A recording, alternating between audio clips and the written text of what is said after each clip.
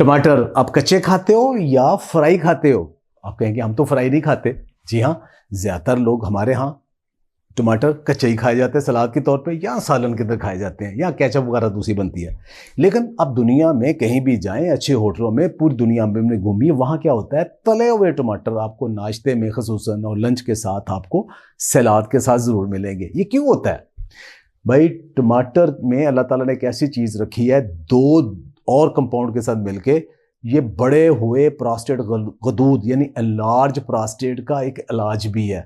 China में अभी recently एक स्टडी पब्लिश हुई है 2023 में, एक चाइनीज ने, बहुत बड़ा एक जर्नल है मॉलिक्यूल्स, उसके अंदर एक स्टडी पब्लिश हुई है कि करक्यूमन, लाइकोपीन और रेस्वेराट्रोल, ये तीन चीज़ें आपके कुदरती तौर पे आपके खुराक के अंदर पाई जाती हैं, जो कि आपका एनलार्ज जो प्रोस्टेट है उसको कुदरती तरीके से कम कर देते हैं। कि जब उम्र लोगों की 50 से ज़्यादा होती है ना, तो उन्हें पेशाब का मसला होता है, बार बार पेशाब करते हैं, रात को उठ के पेशाब करते हैं, एक दफ़ा पेशाब करते हैं, फिर भी उन्हें फील होता है और आना है। ये दरअसल एक छोटा सा गदूद होता है पेशाब की नाली के साथ, जो बड़ा हो जाता है। जब वो बड़ा होता है तो उसी को एनलार्ज प्रोस्टेट कहते हैं। वो बड़ा होने की वजह से पेशाब की नाली की ओर रुकावट पेश करता है और प्रॉपरली आपको पेशाब नहीं आता, और अगर इसका प्रॉपर इलाज ना करें तो यह कैंसर तक पहुंच जाता है। हार्मोन आपने सुना होगा, मर्दाना हार्मोन टेस्टोस्टेरोन। तो टेस्टोस्टेरोन को एक एंजाइम है DHT ट्रांसफेरेज, वो इसको DHT में बदल देता है। ये DHT दरअसल प्रोस्टेट का जो ग्लैंड है उसको बड़ा कर देता है। तो ऐसे इनहिबिटर, जितनी भी दवाइयां हैं प्रोस्टेट की, वो दरअसल DHT की इनहिबिटर है। वो इसकी एक्टिविटी को रोक देती है इस एंजाइम की, और फिर DHT कम बनता है तो फिर एनलार्ज प्रोस्टेट कम हो जाता है। लेकिन इन दवाइयों का साइड इफेक्ट क्या है? नंबर 1, मर्दाना कमजोरी, कैंसर के चांस बढ़ जाते हैं, और भी साइड इफेक्ट हैं।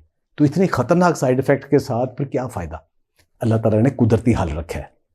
अब जो स्टडी पब्लिश हुई है, उन्होंने ये कहा है कि जो लाइकोपीन है ये दरअसल DHT नेचुरल इनहिबिटर है। तो लाल रंग की जितनी भी सब्जियां और फ्रूट है उनके अंदर लाइकोपीन पाया जाता है, जैसे तरबूज, लाल अंगूर, और उसके अलावा ग्रेप फ्रूट और लाल अमरूद, इन सब के अंदर भी पाया जाता है। लेकिन उनसे कहीं ज़्यादा जो टमाटर के अंदर पाया जाता है। और इसके साथ अगर करक्यूमन आ जाए जो कि हल्दी में होता है, और रेस्वेराट्रोल आ जाए जो कि जैतून के तेल में और शहतूत में होता है और बेरीज के अंदर होता है, तो ये मिलकर DHT को कम कर देते हैं और कुदरती तरीके से करते हैं, और उसके साथ कोई साइड इफेक्ट नहीं होता। टमाटर के अंदर जो लाइकोपीन पाया जाता है वो ज़्यादा इफेक्टिव है, लेकिन वो एब्जॉर्ब या उसकी बायोअवेलेबिलिटी तब ज़्यादा होती है कि जब इसको पकाया जाए, कच्चा ना खाया जाए। कच्चे में विटामिन C तो ज़्यादा होगा, लेकिन जो हमें चाहिए लाइकोपीन वो पकाने से आएगा। और कैसे पकाना है? उसको हल्दी डाल के जिसमें करक्यूमन मिल जाए, और जैतून का तेल जिसके अंदर रेस्वेराट्रोल है वो उसके साथ डाल के, साथ एक अंडा डाल लें, थोड़ा सा प्याज डाल लें, नमक मिर्च भी डाल लें, आमलेट बन जाएगा। जी हाँ, हल्दी वाला, टमाटर वाला, जैतून के तेल वाला आमलेट दरअसल ये चीज़ है। ये आप बनाएं, बनाने के बाद उसको बगैर रोटी के और ब्रेड के ये आप नाश्ता करें। हफ्ते में कम से कम 3 से 4 दफ़ा आप ये नाश्ता करें। अब टमाटर और हल्दी का इस्तेमाल तुम्हारे सालन में भी होता है। आप कहेंगे वो ठीक नहीं है, देखें वो भी ठीक है। उसके अंदर आप जब तेल बुरा कुकिंग ऑयल डालते हो उससे उसका बेड़ा गर्क हो जाता है।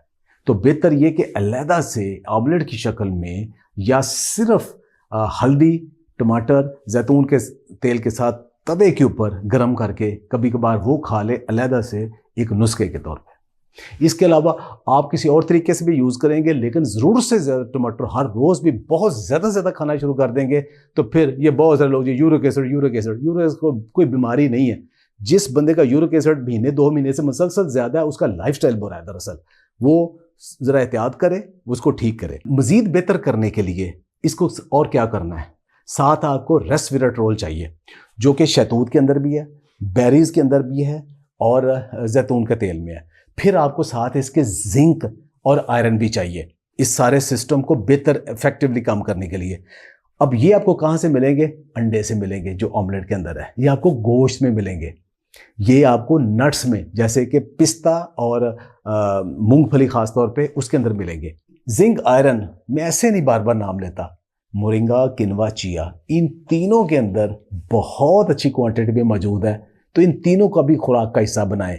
पंपकिन सीड के अंदर भी ये दोनों मौजूद है। अपनी रूटीन की खुराक का हिस्सा बनाएंगे तो इंशाल्लाह आपको कुदरती तरीके से ये जो प्रोस्टेट एनलार्ज ग्लैंड है उससे निपटने का मौका मिलेगा। तो क्या दवाई ना लें? देखें, अचानक दवाई ना छोड़ें। दवाई सिर्फ और सिर्फ आपका स्पेशलिस्ट डॉक्टर ही डिसाइड करेगा। दवाई ज़रूर खाएं, लेकिन ग्रेजुअली उसको कम करें, साथ ये कुदरती तरीके आजमाएं, फिर आहिस्ता आहिस्ता दवाई को ख़त्म कर दें। खुश रहें, आबाद रहें। बहुत बहुत शुक्रिया।